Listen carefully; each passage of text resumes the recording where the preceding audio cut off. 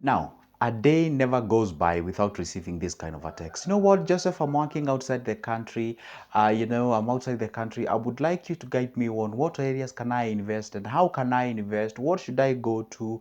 What should I avoid? And what should I be keen about so that at least I don't want my money to be idle and such kind of a thing. So on this video, I'm going to share with you how exactly do you invest back home when you work overseas and what are the areas that you can be able to pick so that at least you can not only ensure your capital preservation, but at the same time, make sure that your money is growing and giving you something. You know what? This is the videos for you guys who live in diaspora. And when I say diasporas, it doesn't have to be necessarily overseas. It can be actually the next country that you are in that is also overseas, okay? That is abroad. That's what people say, okay? Now, anyway, go ahead and make sure that you subscribe to this YouTube channel. Why? Because I do upload a video each and every day, and it's all about finances, investments, and businesses. And make sure you also like this video, but the way it doesn't cost you anything, and you leave me a comment. But tell me exactly which overseas or where exactly are you watching me from. And from that, let's get into the business. All right. Now, the point number one that you're supposed to understand is this. First of all, obviously, you have to know your budget. Okay. Just know your budget. Okay. It's good to know your budget. What I mean by that is that how much do you have by yourself that you want to dedicate towards an investment? And in the first place, what is an investment to you?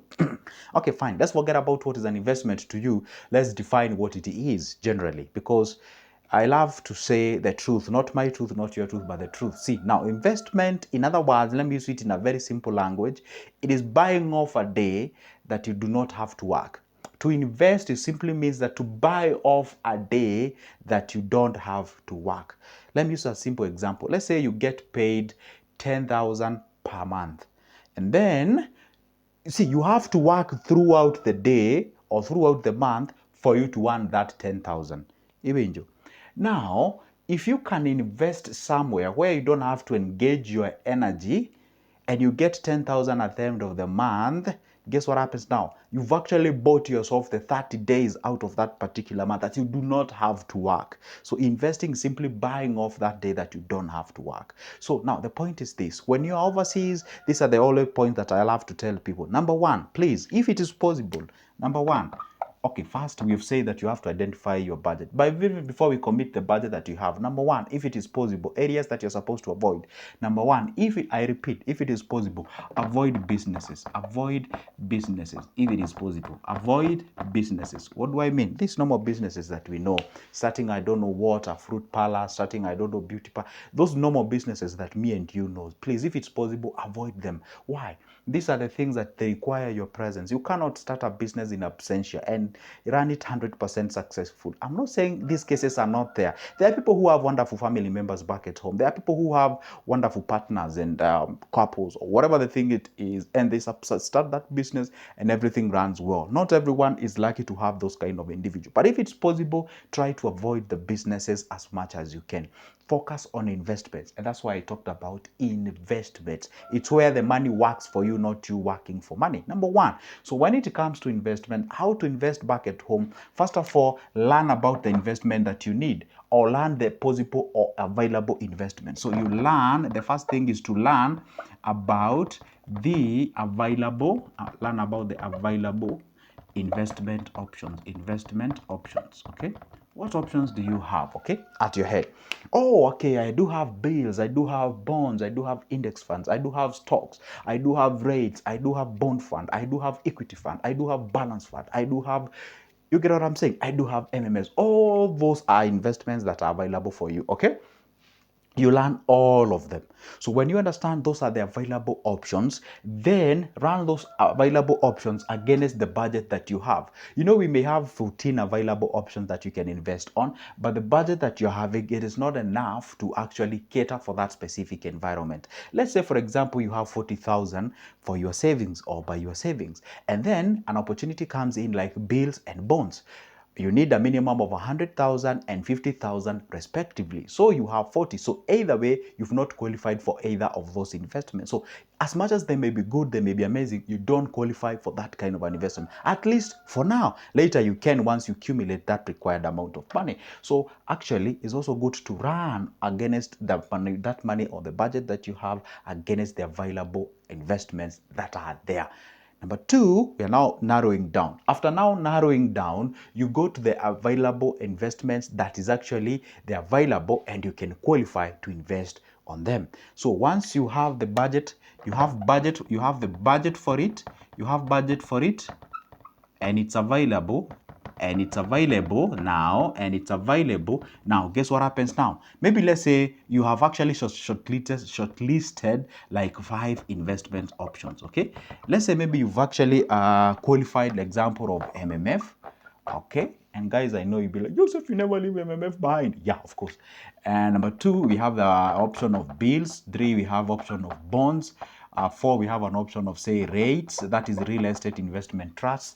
5, we have an option of something like let's say stocks, the normal stocks that we know, aka shares, okay, or equities. Okay, now let's say those are the shortlisted investment options that you have, and you qualify for all of them, and you live abroad. Now you ask yourself, now, yes, I qualify. Is it possible for me to invest while I'm at far?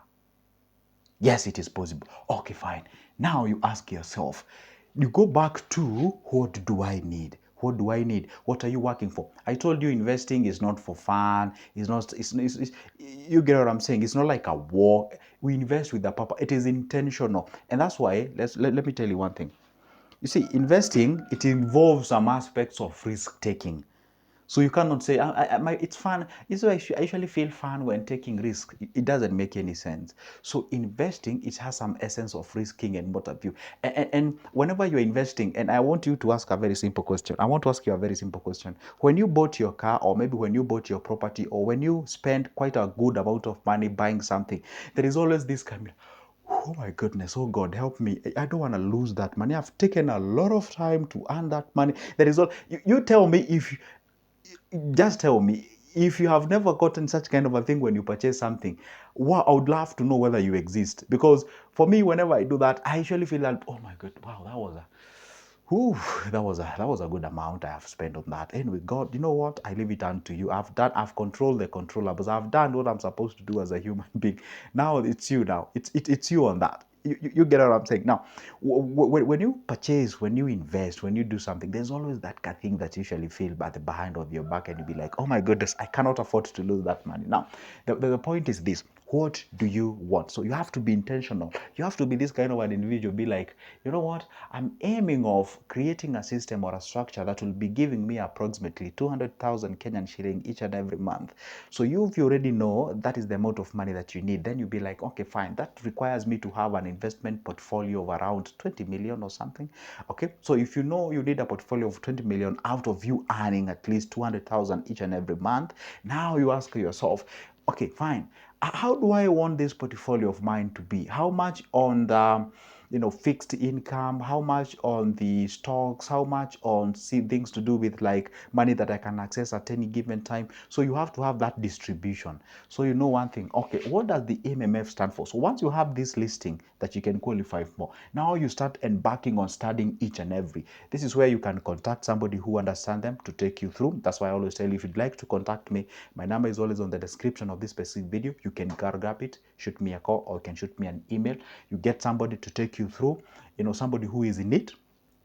And then if it's a bill, you do the same. If it's about trades or stocks, you do exactly the same. So you understand, okay, fine. Yes, I qualify. Do I understand it? Okay, what do I stand to gain? Okay, if I stand to gain an interest of 12% per year, okay, and this is my aim, then you ask yourself, okay, this is what I stand to gain, and this is what I'm aiming. Is it actually marrying each other? Yes or no? If it's marrying each other, then you be like, fine, fantastic, I'm gonna pick that. If it is not marrying each other, then you can be like, what else can I pick so that I can supplement that? And number two, after you are understanding that, you ask yourself, is my capital preserved? If you were to classify, because I always tell you people, these investments, they actually fall under different classifications. The investments, we can say they are high risk. The investments, we can say they are moderate. The investment that you can say they have the low risk. So you classify them. Once you classify them, which one falls under? For example, if I was to pick, I would say definitely this one falls under low risk, low risk, low risk. This one falls to something like moderate to high risk. Let's say moderate risk, and this one falls, let's say, to high risk. So you know one thing, this is high, moderate, and these ones are low. in low risk. Okay, now you ask yourself, remember one thing, we have two rules on money. Number one, we have one rule, we say capital preservation, capital preservation, capital preservation. Okay, number two, we have what we call actually committing your money or simply investing your money. And why? When you're investing your money, should not violate the rule number one, should not violate the capital preservation. Now you ask yourself, fine, which one here assures me my capital preservation? Well, of course, you may be like, I'll be dedicating 100K each and every month towards an investment. And out of this 100K, I only have 10K somewhere, 10% of it, that I can actually subject it to high risk. This one I can subject it to high risk at peace. Even if money goes south, I'm good at it. So you can be like 10K, I'll be dedicating towards buying of the stocks or rates, whichever the thing it is. Will be like 10K, you'll be going directly to purchasing of stocks. And then the 90 that is remaining, I'm going to distribute it. I'm going to have a chunk of it or some of it into a money market fund. Why? Because it's a low risk. 2, it assures me liquidity. 3, gives me the compound interest. 4, I can access my money at any given time. 5, I can also be able to top up at any given moment and what have you. So make sure you channel that amount of money there. Another thing, I can pick bills. Why? Bills do not go beyond 1 year. And this money that I need to invest in this, I'm looking forward to coming back at home after 1 year. So therefore, the bills give me a higher interest rate compared to MMF, though they don't have a compound interest. So I'm going to throw a certain amount of money into that investment after 1 year. Yes, I have quote unquote fixed my money for a period of 1 year, but I'm going to be liquid after 1 year and what have you. Then the other chunk of cash, you can be like, you know what, I still have a bond here. I can draw a certain percentage of it towards a bond. It's a long-term investment kind of a thing. And then I'm going to go ahead and do what? Access that money after a period of time. Say I'm looking forward into coming back home after 5 years or 10 years or something of sort. Guess what we've done? What we've done is that we've taken different classifications of investments. We've studied them. We have understood them. We've actually gone ahead and identified how much they're giving us in terms of the returns. And then we've taken those returns compared to the period of time that we want to invest and the amount of money that we want to have in a portfolio, and ask ourselves, by the time you're creating this based on what the interest they give, are we or am I going to get that aim or that target that I'm aiming as far as the investment is concerned? So when you have that understanding, and then after that, then you distribute that investment. Okay, once you distribute that, then you be like, you've not called anybody back at home. You didn't even go the hustles and bustles of the due diligence. I don't know, somebody you're worrying that somebody might steal your money and what. You can even do all these things even without informing anybody. Yeah, you can. For example, you don't have to tell your family members back at home that you're investing on MMF. But when you want to buy a piece of land somewhere, of course you have to have an extra eyes there, moving around to tell you, hey, I've gotten a land in this particular place, and all those kind of things. And I'm not saying lands are bad. No, lands are good and what have you. But anyway, that is it. Those are just examples of the steps that you can follow if you're looking forward to invest as an individual who is living outside the country, and you can be able to do either way, whether you're home or outside the country. Please don't let yourself not pick any investment. Go ahead and do something as far as the investment are concerned. And that's good, Joseph. And if you're watching me, if you'd like to have a conversation with me, my number is always on the description of this specific video. So grab it and go ahead and do something about it. For now, it's a goodbye and see you in the next one.